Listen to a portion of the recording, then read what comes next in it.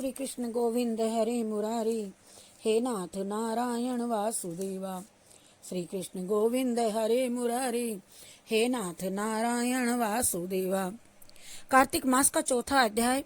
नारद जी बोले कि ऐसा कह करके विष्णु भगवान फिर मछली धारण कर कश्यप की अंजलि में प्राप्त हुए। उस मछली पर कृष्ण दया करके मुनि ने उसको कमंडल में डाल लिया और जब वह उसमें न समाई तब कुएं में डाला। कुएं से तालाब में, तालाब से समुद्र में डाली गई। तब मत्स्य रूपधारी भगवान शंखासुर को मारते हुए अपने हाथ से दबाकर बद्रीवन में ले गए और वहां पर ऋषियों को बुला करके भगवान बोले कि जल के भीतर वेद निमग्न हो गए हैं, तुम उन्हें ढूंढो और शीघ्रता पूर्वक जल में से निकाल करके रहस्य समेत उनको ले आओ, तब तक मैं सब देवताओं समेत प्रयाग में निवास करूंगा।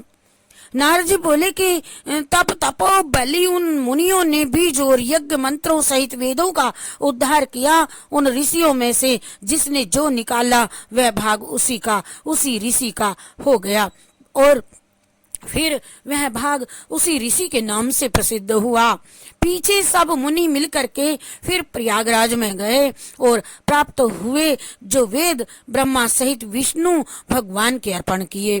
संपूर्ण वेदों को पाकर के ब्रह्मा जी ने प्रसन्न हो देव और ऋषियों सहित अश्वमेघ यज्ञ किया। यज्ञ के अंत में देवता गंधर्व यज्ञ पन्नंग और गुह्यक पृथ्वी पर दंडवत कर प्रार्थना करने लगे। देवता बोले, हे देवाधिदेव, हमारी विज्ञप्ति श्रवण करो, ये हमारी प्रसन्नता का स्थान है, इसे तुम वरदान दो। हे रमापते, इन ब्रह्मा जी ने इस स्थान में नष्ट हुए वेद फिर पाए हैं और हमने यज्ञ के भाग प्राप्त किए हैं, इसीलिए आपके प्रसाद से यह स्थान पृथ्वी में अत्यंत श्रेष्ठ हो और पुण्य भी देने वाला होवे और ये महीना भी ब्रह्म हत्या आदि को दूर करके अक्षय फल देने वाला हो। श्री विष्णु जी बोले कि हे देवताओं, जो बात तुमने कही है ये ही मुझे भी अभिष्ट है, सो ऐसा ही होगा और यह ब्रह्मक्षेम नाम से सबको सुलभ होगा। सूर्यवंशी राजा भागीरथ यहाँ गंगा जी को लावेंगे और इस समय पर सूर्य की पुत्री यमुना जी का भी यहाँ पर संगम होगा। जो पुरुष अपने पितृस्वरूप को यहाँ श्राद्ध करेंगे और उनके पितृगण मेरे स्वरूप को ही धारण करेंगे। मकर संक्रांति माघ मास में प्रातः काल स्नान करने से उनके दर्शन मात्र से ही संपूर्ण पाप ऐसे नष्ट हो जाते हैं कि जैसे सूर्य से अंधेरे का नाश हो जाता है और उनको मैं सालोक्य, सामीप्य और सारूप्य इन तीनों प्रकार की मुक्ति कर्म से देता हूँ। हे मुनीश्वरों, मैं सर्वज्ञ रूप से बद्री वन में सदैव निवास करता हूँ।